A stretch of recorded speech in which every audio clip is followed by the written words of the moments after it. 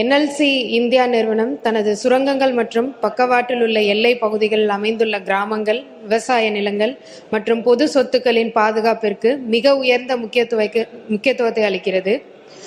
கிராமவாசிகளின் நிலங்களில் கால்வாய், கரை உடைப்பு, குப்பை கழிவு, மண் சரிவு போன்ற சமீபத்திய சம்பவங்கள் ஏதும் ஏற்படவில்லை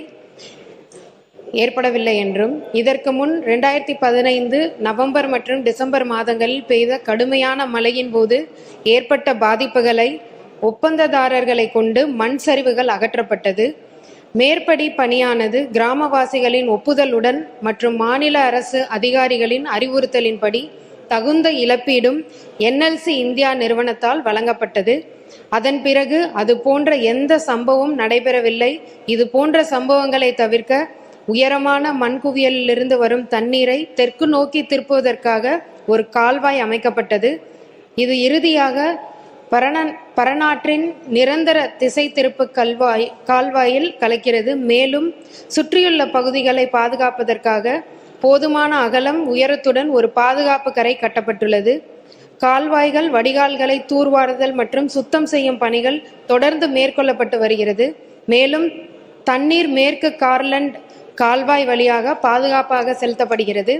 சம்பந்தப்பட்ட சுரங்க அதிகாரிகளால் பாதுகாப்பு கரை தொடர்ந்து ஆய்வு செய்யப்பட்டு வருகிறது. மேலும் சட்டவிரோதமாக பாதுகாப்பு கரையில் இருந்து மண் எடுக்கப்பட்டால், அதன் காரணமாக ஏதேனும் உடைப்பு ஏற்பட்டால் தாமதமின்றி தேவையான சீரமைப்பு நடவடிக்கைகள் உடனடியாக எடுக்கப்படுகின்றன.